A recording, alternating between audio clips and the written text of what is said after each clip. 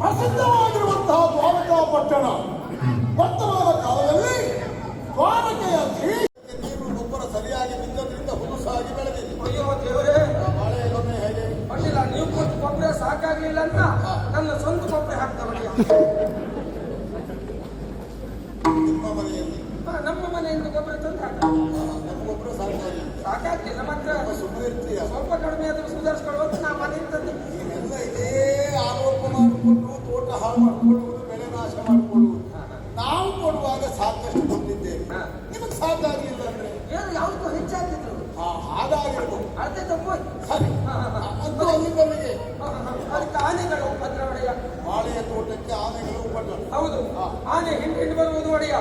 ಒಂದು ಆನೆ ಏನ್ ಮಾಡುವುದು, ಸಣ್ಣ ಸೊಂಡಿಲಿಂದ ಈ ಬಾಳೆ ಮರವನ್ನು ಹೀಗೆ ಸುತ್ತ ಸೊಂಡಿಗೆ. ಹೌದೌದು, ಈಗ ಒಂದೊಂದು ಬಾಳೆಕಾಯಿ ಅಂತ ಹೇಳಿ ಎಂತ ಬಾಳೆಕಾಯಿ ವರ್ಷ ಇಂತಿಂತ ಬಾಳೆಕಾಯಿ ಅಷ್ಟು ದೊಡ್ಡ. ಹೌದು, ಆಮೇಲೆ ಆ ಬಾಳೆವರನ್ನು ಮೇಲೆ ಎತ್ತು ಕೆಳಗೆ ಸಾಡುವುದು. ಏನು ಮಾಡುವ ಹೇಳಿ, ಅದನ್ನು ಓಡಿಸಬೇಕು ಅಂತ ಎಷ್ಟು ಪ್ರಯತ್ನ ಮಾಡಿದ್ದೇವೆ ನಾವು.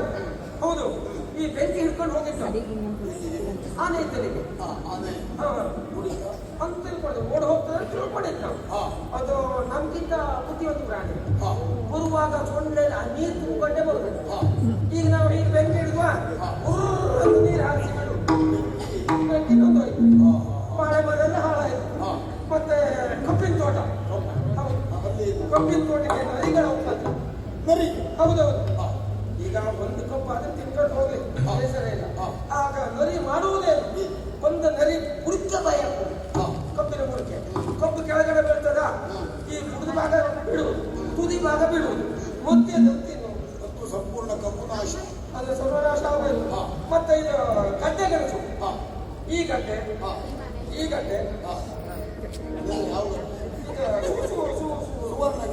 ಇದು ಗೆಣಸಿನ ಗಡ್ಡೆ ಅದೆಲ್ಲ ಬೆಳೆಸಿದ್ದವು.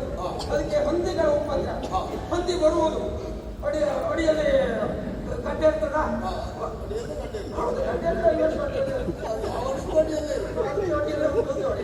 ಹಾಗೆ ಬರುವುದು, ಮಣ್ಣೆಲ್ಲ ಆ ಕಡೆ ಈ ಕಡೆ ಹಾಕುವುದು, ಗಡ್ಡೆ ತೆಗೆಯುವುದು, ಒಂದು ಕಡೆ ಬೀಸ ತಿನ್ಕೊಂಡು ಹೋಗಿ ಬೇಸರೆ ಹಾಳು ಮಾಡುವುದು.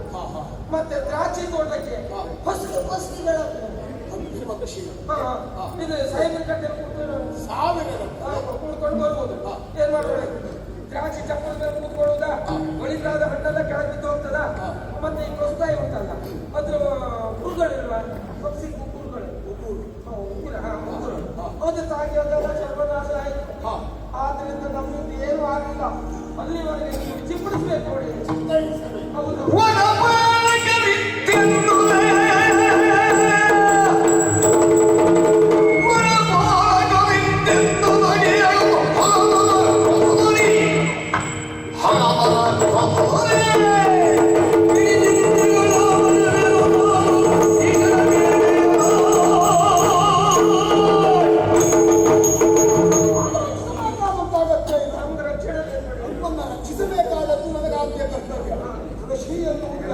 ಸಮೃದ್ಧವಾಗಿರಬೇಕು. ಆಗ ನಾಡು ಅಭಿವೃದ್ಧಿಯನ್ನು ಹೊಂದುವುದಕ್ಕೆ ಸಾಧ್ಯ. ಯಾವ ನಾಡಿನಲ್ಲಿ ಕೃಷಿಯನ್ನು ನಾಶವಾಗುತ್ತದೋ ಆ ನಾಡಿಗೆ ನಾಶವಾಗಬೇಕಾದ ಸನ್ನಿಹಿತವಾಗಿದೆ ಅಂತ ಅರ್ಥ. ಅಂತಹ ಕೃಷಿಕರಾದಂತಹ ರಕ್ಷಕರಾದಂತಹಕ್ಕೆ ತೊಂದರೆ ಉಂಟು ಅಂತಾದರೆ ನಾನೇ ಪರಿಹರಿಸುತ್ತೇನೆ, ಪ್ರಾಣಿಗಳನ್ನು ಹೊಡೆದೋಡಿಸುತ್ತೇನೆ.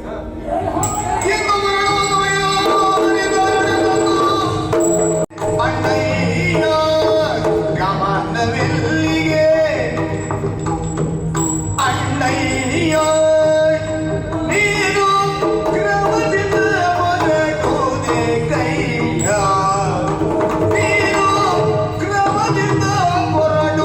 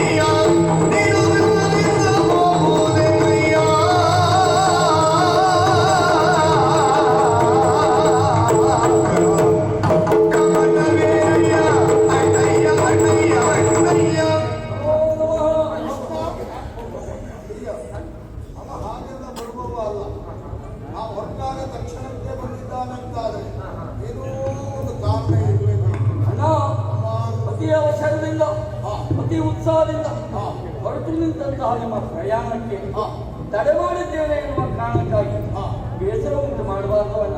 ರೀತಿ ಎಲ್ಲಿಯಾದರೂ ಶುಭ ಕಾರ್ಯಕ್ಕಾಗಿ ಒಳ್ಳೆಯ ಕಾರ್ಯಕ್ಕೆ ಹೊರಟು ನಿಂತಾಗ ಬೆಕ್ಕು ಅಡ್ಡ ಬಂದ್ರೆ ಅಪೇಕ್ಷೆ ಹೌದೌದು, ಮನೆ ಬೆಕ್ಕಿಗೆ ಬರ್ತದೆ. ಅನ್ನೊಂದು ಜಾತಿ ಹಾಗೆ ಅನ್ನುವ ಹಾಗಾಗಿ ನಾನು ಅದನ್ನ ಗಟ್ಟಿ ಆ ವಿಷಯವನ್ನು ತಗೊಳ್ತೇನೆ. ಖಂಡಿತ. ಆದರೆ ಎಲ್ಲಿಗೋ ಹೊರಟಿದ್ದೀರಿ ನೀವು ಎನ್ನುವುದು. ದಯವಿಟ್ಟು ಈ ವಿಡಿಯೋಕ್ಕೊಂದು ಲೈಕ್ ಕೊಡಿ, ಇದನ್ನು ಬೇರೆಯವರಿಗೂ ಶೇರ್ ಮಾಡಿ. ನಮ್ಮ ಚಾನಲ್ಗೆ ಸಬ್ಸ್ಕ್ರೈಬ್ ಆಗದೇ ಇದ್ದರೆ ಸಬ್ಸ್ಕ್ರೈಬ್ ಆಗಿ. ನಮಸ್ಕಾರ.